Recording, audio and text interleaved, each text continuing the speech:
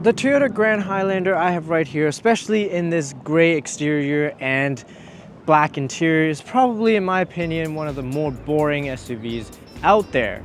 It is, in terms of the spec, the literal opposite of the bright red Mazda CX-90 we tested last week. But boring doesn't mean it's bad. In fact, I think this is one of the best in its class. Let's get started. For 2025, although the Grand Highlander is a carryover model year, Toyota did reshuffle the trim and configurations a little bit, so now you get the limited trim in not just the 7-seat configuration, but also the 8-seat configuration, which is exactly what we have right here. And let me tell you what, I'm actually very happy about the 8th seat. In terms of pricing for Canada, the 2025 Grand Highlander starts at about 53,000 Canadian dollars for the base XLE trim and goes all the way up to about 68,000 Canadian dollars for the Platinum Hybrid Max trim. This right here is the hybrid limited trim with the 8-seat configuration, and that cost us about $63,000, a little over 63,000 Canadian dollars as tested. Effectively, this is the trim right below the Hybrid Max Platinum trim and is the top trim if you want 8 seats in your Grand Highlander. The Grand Highlander is offered with 3 different powertrain options, 1 gas engine and 2 hybrid powertrains. The base engine is a gas engine, which is a 2.4-liter turbo engine that produces 265 horsepower and 310 pound-feet of torque and is paired to an 8-speed automatic transmission. Then the entry-level hybrid powertrain is what we have right here, which is the widely used 2.5-liter naturally aspirated inline 4-cylinder engine paired with 3 electric motors to produce, in this case, 243 horsepower and 233 pound-feet of torque. Transmission for this is an eCVT. The majority of Toyota and Lexus's hybrid vehicles use this powertrain. The last engine option is the Hybrid Max powertrain, which pairs a 2.4-liter turbo inline-4 engine with 2 electric motors to produce a combined total of 362 horsepower and 400 pound-feet of torque. That engine pairs to a 6-speed automatic transmission. All Grand Highlanders here in Canada are all-wheel drive as standard. The exterior of the Grand Highlander, in my opinion, looks very much in line with the Toyota design language for their SUVs. To me, they just look like extra large RAV4s, and that is absolutely a great thing because look how many RAV4s they sell. As a matter of fact, RAV4s are the best-selling non-pickup truck vehicles for consumer in North America. Up front, you get LED headlights, LED fog lights, a big grille and some chrome accents, and for this trim you also get 360 cameras. Over to the side, this trim gets 20-inch rims with 2 55-wide tires, McPherson struts in the front, and a multi-link setup in the rear. The Grand Highlander also gets huge windows for great passenger visibility, especially even in the 3rd row right here, and it also has doors that go all the way down to the bottom, so you won't get your pants dirty getting in and out of the car. This trim also features power folding mirrors and keyless entry on all 4 doors. Around back, the RAV4 resemblance continues, especially with this taillight design. But not to worry because Toyota has made sure to stamp Grand Highlander right in the middle here in case you can't differentiate between their 2 models. This hybrid powertrain is rated for 3,500 pounds of towing, but if you get the base gas engine or the Hybrid Max powertrain, you can tow up to 5,000 pounds. All trims come with a power trunk, but this limited trim also gets a kick sensor. So once I kick it, the trunk should open. Inside, you're looking at a pretty decent amount of space, even with these 3rd row seats up. And in addition to that, you also get a little bit more space underneath the trunk floor, including a slot to store your privacy cover, which is definitely nice. However, I do have some complaints. The 3rd row seat fold down mechanism is just not that great. Ergonomically, it's a little challenging to use because you're relying on this latch right here where you have to push it up and forwards at the same time for the seats to fold down. And sometimes if you don't push the lever far enough, you get stuck in one of the recline setting adjustment points. and you have to push it again, which is a little bit annoying. But once you do fold it down, the problem doesn't end because the pull strap right here is a static strap. It doesn't double up as an unlatch feature, so when you reach the lock in place, you have to again pull this lever to pull the seats to where you want the adjustments to be. Of course, it also doesn't have a one-touch fold-down button in the trunk area here, which would make life much easier. Okay, sure, the mechanism back there is a little bit flawed, but there are actually quite a few redeeming qualities of this third row seat. First of all, getting in and out is fairly decently easy, and second of all, the second row seats are now slid all the way backwards. I still have enough space. For reference, I'm 5'9", I have enough legroom, and I have enough headroom. Third of all, you won't believe how much I can recline these seats because just like that, I can easily fall asleep on a road trip. And then lastly, not only do you get some air vents, a few cup holders on each side, USB ports for each side, you also get a dedicated phone stand, which I think is pretty thoughtful.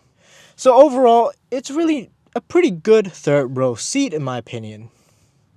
Now what about the second row? Well, I think it's great because you've got the bench seats, which I prefer, and the seatbelt for the middle seat is attached to the seats themselves, not on the ceiling, which is even better. You've got a huge panoramic sunroof above me, window sunshades, and a ton of space as you can see.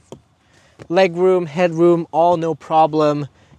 Ton of recline as well for the seats and adjustability, things like that.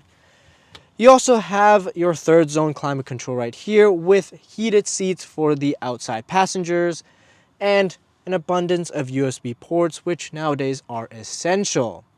The hybrid limited trim now, of course, as I mentioned, comes with both 7-seat and 8-seat configuration, but what's important is that they're both listed at the same price, so just choose whichever you like.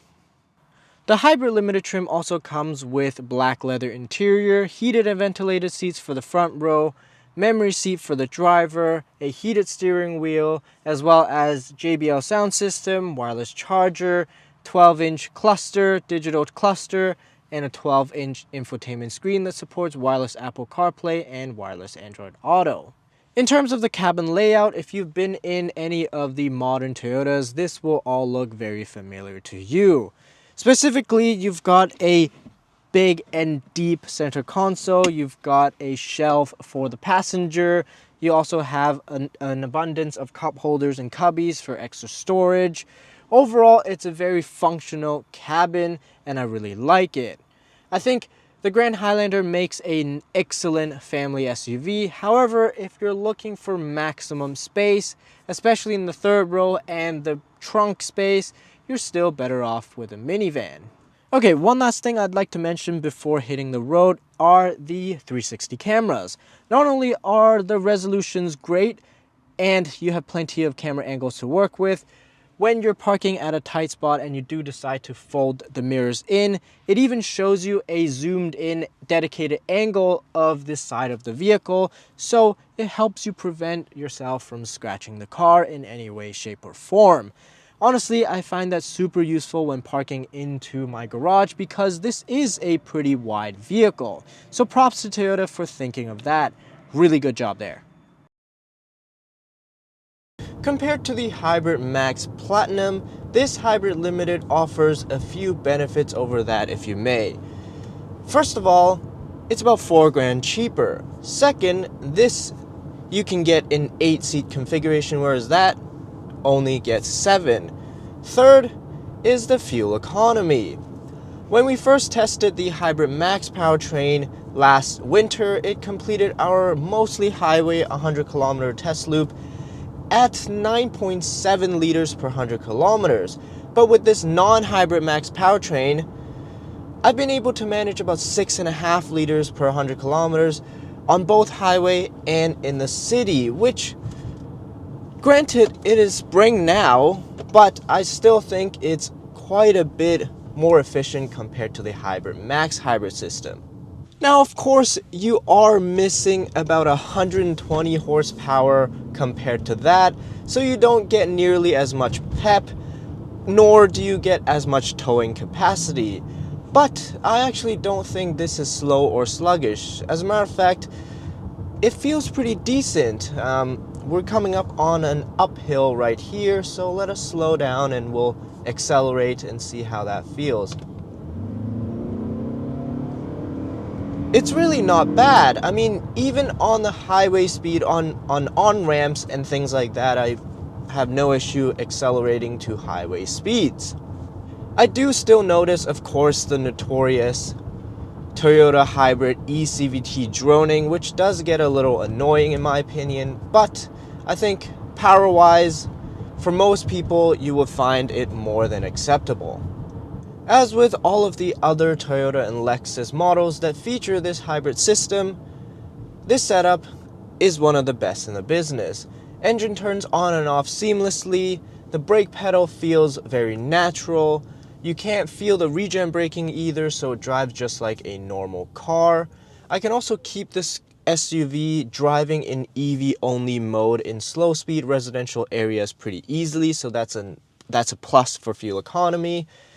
This powertrain also has a great reputation of being reliable. So overall, I think this hybrid system, this 5th gen Toyota hybrid system, checks a lot of boxes.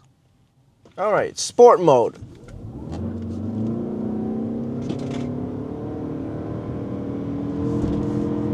It even chirped the front wheels a little bit right there, so it's not too bad. Obviously, the Hybrid Max powertrain gives you a lot more power, and that acceleration bit would have been way quicker. But this, given it's the lowest horsepower powertrain you can get for the Grand Highlander, it's really not bad. As for handling, well, it drives kind of like a boat. It's a little floaty. It lacks a bit of chassis rigidity in my opinion. There's also quite a bit of body roll, as you can see right here. But then again, with SUV this size, it's a trait that's hard to get around. The bright side is that the suspension is very soft, which means that the ride quality is very smooth, very comfortable, and I think in this case, for this Grand Highlander, comfort is priority. The safety features on this Grand Highlander all work very well. The blind spot warning beeps at you when there's a car next to you in your blind spot and you turn your turn signal. The adaptive cruise control brakes very early, which is great. It's very confidence inspiring. Lane tracing tracks lanes very well as well, even on gentle curves on the highway. And then there are the rest of the safety features like emergency braking, rear cross traffic alert, parking sensors, and then, as I mentioned earlier in the video, the 360 camera that I really like. There are a few features that you can only get on the Hybrid Max Platinum trim, like lane change assist on the highway, traffic jam assist, as well as front cross traffic alert. In my opinion, those are very nice things to have, but not essential. I think the reality is that this type of large size crossover is the biggest you can get without going into a full-on body-on-frame American SUV. And typically, a unibody design is more comfortable and has better road manners. The Grand Highlander offers a ton of interior space, a comfortable ride, and in this case with the hybrid, very good fuel economy. I think in terms of competition, the only ones that truly come close are the trio from GM, the Acadia, the Traverse, and the Enclave. So tell me in the comments below which ones you would pick, the American offerings or this Japanese Grand Highlander. Anyway, thank you for watching. Don't forget to like and subscribe, and we'll see you in the next one.